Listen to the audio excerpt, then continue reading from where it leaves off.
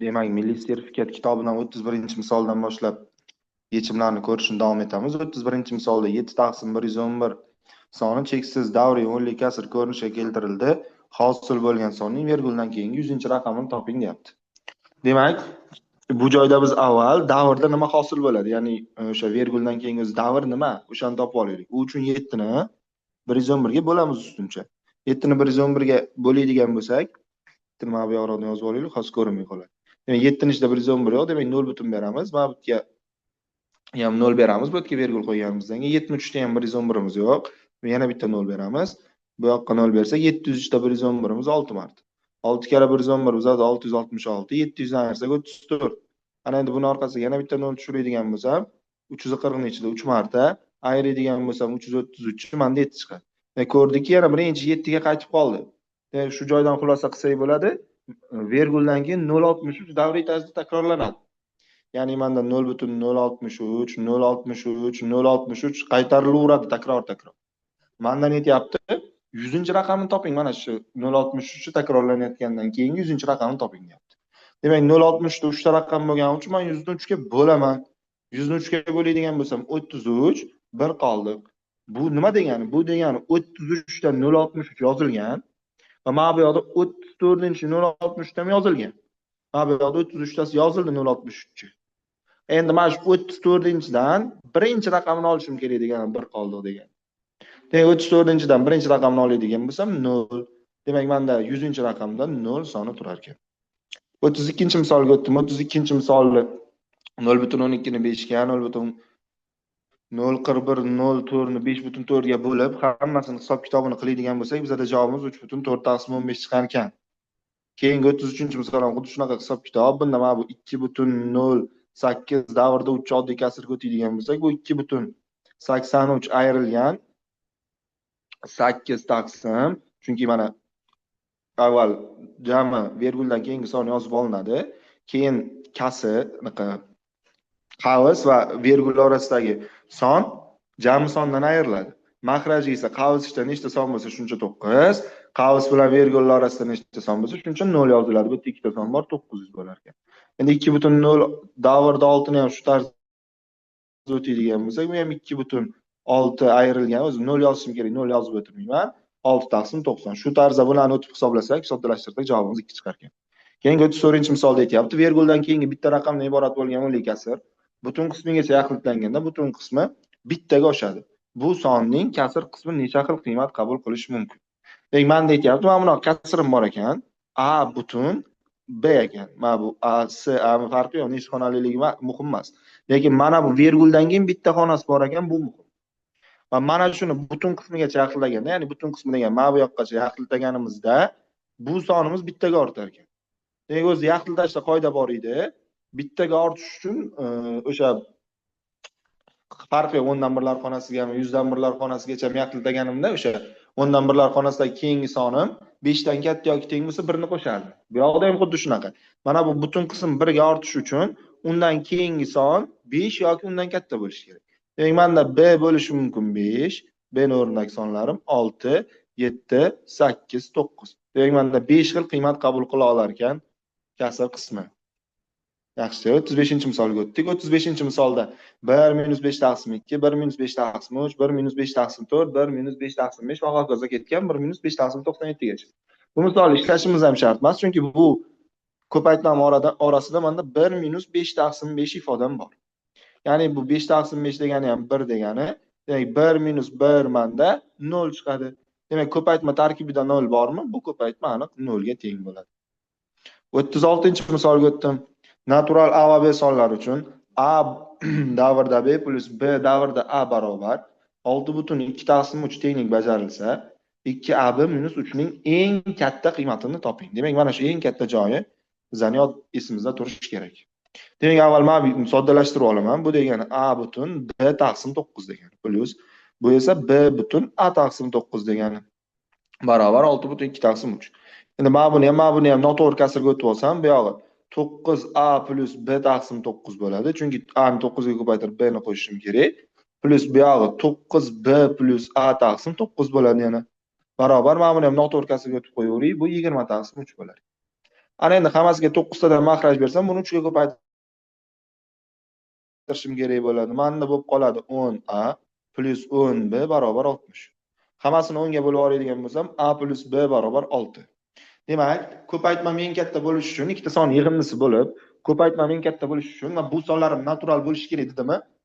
Ikkita sonni bir-biriga teng olishim kerak. Ya'ni a teng b shartidagina eng katta ko'paytmali sonlar hosil bo'ladi. Demak, a teng b dan bu yerdan topib olsak, a teng b teng 3 chiqadi. Demak, endi men 2ab minus 3 ning eng katta qiymatini topishim kerak. 2 kara 3 kara 3 minus 3. Buni hisoblab ko'rsam 15 chiqar ekan. Javobim C javob. 37-misolga o'tdik. 37-misolda 1 taqsim 2 plus 2 taqsim 3 plus 3 taqsim 2 4 taqsim va hokazo 99 taqsim 2 plus 100 taqsim 3 misolimiz kelgan. Demak, men bu misolni ikki qismga ajratib olmoqchiman. Birinchi qismda makraj 2 ga teng sonlarni yozaman. Ya'ni 1 taqsim 2 plus 3 taqsim 2 plus 5 taqsim 2 plus va hokazo plus 97 taqsim 2 plus 99 taqsim 2. Demak, men bularni qo'shadigan bo'lsam, e'tibor qilsangizlar qarang. 1 taqsim 2 ga 99 taqsim 2 ni qo'shsam ham 50. Mana bu ikkalasini qo'shsam, bu ikkalasini qo'shsam ham 50. 5 taqsim 2 ga 95 taqsim 2 ni qo'shsam ham 50 bo'ladi. Demak, hamma yig'indim menda 50 bo'ladi. Endi mana shu yig'in 50 dan nechta borligini topib olsam, misolim juda oson hal bo'ladi. 1 dan 99 gacha bilamanki 50 ta 90im bor. 50 ta 90imni ikkita bir guruhlayapman, 25 ta guruhim hosil bo'ladi. 50 25 ga ko'paytirsam, mana shu yig'inni kelib chiqadi mana. Buni hisoblaydigan bo'lsak 750 chiqar. Keyingisiga o'taman. Keyingisi menda makraj 3 ga tenglar, 3 ga teng bo'lgan yig'indilar, ya'ni 2 taqsim 3 plus 4 taqsim 3 plus va hokazo plus 96 98 taqsim 3 plus 100 taqsim 3. Buni hisoblaydigan bo'lsak, 2 taqsim 3 ga 100 taqsim 3 ham 34, 4 taqsim 3 ga 98 taqsim 3 ham 34. Hammasi 34 chiqaverar ekan. Xuddi shunday endi bu yerda 34 bo'lar ekan. Yana 2 dan 100 gacha 50 ta sonim bor. Uni ikkita bir guruhlasam menda 25 ta guruhim bo'lar ekan. Demak, 34 25 ga ko'paytiradigan bo'lsam, uzr o'quvchilar mana bu yoqda sal adashibmiz. 50 ga 25 ga ko'paytirsak 1250 chiqar. Demak, men 34 25 ga ko'paytiradigan bo'lsam, 30 kara 25 750, 4 kara 25 850 chiqar. Mendan ikkalasini yig'indini so'rayotdi. Demak, 1250 ga 850 ni qo'shadigan bo'lsak, 2100 chiqar ekan. Javobim B javob. Keyingisi 38-misol. 4a plus 0.6 soni natural bo'lsin. A ning kasr qismi qabul qilish mumkin bo'lgan qiymatlar yig'indisini so'rayapti. Demak, mana shu 4 ni a ga ko'paytirib 0.6 ni qo'shadigan bo'lsam, natural songa teng ekan. Demak, mana shu 4a plus 0.6 ni biron bir n natural son deb olaman. 0.6 ni bu yoqqa olib o'tadigan bo'lsam, 4a barobar n minus 0.6. Hammasini 4 ga bo'lib oladigan bo'lsam, a barobar n taqsim 4 minus 0.6 taqsim 4 dan 0.15 ga teng. Demak, men bu yerda n olish mumkin bo'lgan qiymatlardan boshlayman. Ya'ni n natural son bo'lgandan keyin 1 dan boshlayman. Demak, endi o'rniga 1 ni qo'yib ko'radigan bo'lsam, bu yoq 1 taqsim 4 bo'ladi, minus 0.15. 0.25 bu 1 taqsim 4, 0.25 dan 0.15 ayarsam 0.1. Endi o'rniga 2 qo'yib ko'radigan bo'lsam, 2 taqsim 4 minus 0.15. Buni hisoblaydigan bo'lsam, bu yoq 0.5 bo'ladi, ayarsam 0.35. Endi o'rniga 3 qo'yadigan bo'lsam, 3 taqsim 4 minus 0.15 bo'lar ekan, buni hisoblasam 0.6. Endi o'rniga 4 qo'yadigan bo'lsam, 4 taqsim 4 minus 0.15 bo'ladi, bu 0.85 chiqadi. Endi o'rniga 5 qo'yadigan bo'lsam, 5 taqsim 4 minus 0.15 bo'ladi demanda 1.1 chiqadi.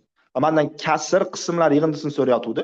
1.1 kasr qismi baribir 0.1 bo'ladi. Demak, mana shu joyda to'xtatar ekanman, chunki bundan keyingilari aynan mana shu 0.1, 0.35, 0.35, 0.6, 0.85 ga teng bo'lib boraverar ekan. Demak, mendan kasr qismlar yig'indisini so'rayapti. Bu to'rtalasini qo'shib qo'ysam, javobim 1.9 chiqar ekan. Keyingisi 39. 39-misolda hisoblang deyapti. Bitta ajratib qo'yamiz. 38-misolimiz. 39 da demak 40 minus 39.8 plus 39.6 minus 39.4 va hokazo 0.4 minus 0.2 ni hisoblang deyapti. Demak, bunda ham o'sha guruhlash qoidasi ishlaydi. Boyaga misolga o'xshab. Yana mana bu 40 dan 39.8 ayirib ko'rsam 0.2. 39.6 dan 39.4 ayirsam 0.2. 0,4 dan ham 0,2 narsa 0,2. Demak, mana shu oradagi hamma ikkita bir ayirib chiqqan ayirmalarim 0,2 ga teng. Endi menda bu yerda sal muammoroq vaziyat 40 dan 0,2 gacha nechta juft son borligini topish. Chunki mana bu ayirmamda faqat juft sonlar ishtirok etyapti. Qaranglar. Demak, bu uchun men buni ham bittadan vergulni surib yuboraman. Ya'ni buni 400 qilaman, buni 2 qilaman. O'sha 40 dan 0,2 gacha nechta juft son borligini topish bilan 400 dan 2 gacha nechta juft son borligini topish bir narsa. Demak, 400 dan 2 gacha bilamanki 200 ta juft sonim bor. Endi men bu misolni yechishda ularni ikkita bir guruhlayapman. Ikkita bir guruhlasam 100 ta guruhim bo'ladi. Demak, 100 ta guruhim bo'ldi. Ularni har biri 0,2 ga teng. Ko'paytmani hisoblasam 20 chiqar ekan. Demak, misolimizning javobi 20. Keyingisiga o'tdik. 40-misolda bir taqsimma chekli o'nlik kasr ko'rinishi keltirib bo'lmaydigan aniq raqamlar qiymatini top. Demak, biz bilamiz, chekli o'nlik kasrga keltirib bo'lish uchun uning o'sha kasrning mahrajida 2 ning darajasi, 5 ning darajasi yoki 2 va 5 ning darajasi qatnashishi kerak. Masalan, 1/2 yoki 1/2 ning n'inchisi farqi yo'q. 1/5 ning m'inchisi bo'lishi ham mumkin yoki ikkalasi birga kelsin. 1/2 ning n'inchisi, 5 ning m'inchisi. N'lar turli natural sonlar bu. Mana shu kasrlarnigina men o'nli kasrga keltira olaman. Lekin menda keltirib bo'lmaydi dedim. Bu so'zdan unda 2 ning faqat 2 ning darajalari yoki faqat 5 ning darajalari bo'lmasligi kerak. Demak, bunaqa raqamlarni yozib chiqadigan bo'lsam men o'zi ani o'rniga 0 ola olmayman. 0 ham raqam, lekin bu yerda mahrajda turgani uchun 0 ola olmayman. 1 olib ko'rsam endi 1/1 bu butun son bo'lib qoladi, bo'lmaydi. 2 ni olib ko'radigan bo'lsam 2 1/2 bu 2 ning darajasi qatnashyapti, bu ham bo'lmaydi. 3 ni oladigan bo'lsam bo'ladi, chunki unda 2 ning darajasi ham 5 ning darajasi ham mavjud emas. 4 ni oladigan bo'lsam endi 4 bu 2 ning kvadrati. Demak, buni ham ola olmayman. 5 ni oladigan bo'lsam 5 o'zi aytdim, 5 darajasi qatnasa ham uni o'nlik kasr ko'rinishini yozib bo'ladi. Buni ham olib bo'lmaydi. 6 ni olib bilaman, 6 da qaranglar. 2 ni birinchisi 3 ni birinchisi bo'lgani bilan 2 ni darajasi bo'lgani bilan yana boshqa 3 darajasi ham bor-da. Bizga kelishdik, yoki 2 ni faqat 2 ni darajasi bo'lishi kerak, yoki faqat 5 ni darajasi bo'lishi kerak, yoki faqat 2 va 5 ni darajasi bo'lishi kerak o'nlik kasrga o'tishimiz uchun. Demak, 6 ni olsam bo'ladi, 7 ni olsam bo'ladi o'z-o'zidan. 8 ola olmayman, chunki 8 menda 2 ning kubi, 2 ning darajasi qatnashib qolyapti. Keyin 9 olib olaman. Demak, mendan bular yig'indisini so'rayapti, qo'shib chiqsam 25 chiqar ekan. Demak, milliy sertifikat kitobining birinchi mavzusini tugatdik. 40 ta misoli bor edi. Endi bu yerga ko'ramiz, misollarning darajasiga qarab 10 ta 5 ta yechimlarini berib boraveramiz. Demak, bizning bu videolarimiz hammasi endi YouTube ga joylanadi, obunachilar. Demak, o'sha YouTube dan bemalol ko'rib olishlaringiz mumkin bo'ladi. Mehnatimizni qadrlagan holda bittadan like bosib qo'ysangiz ham xursand bo'lardik. Best Matix, biz bilan matematikani oson o'rganasiz.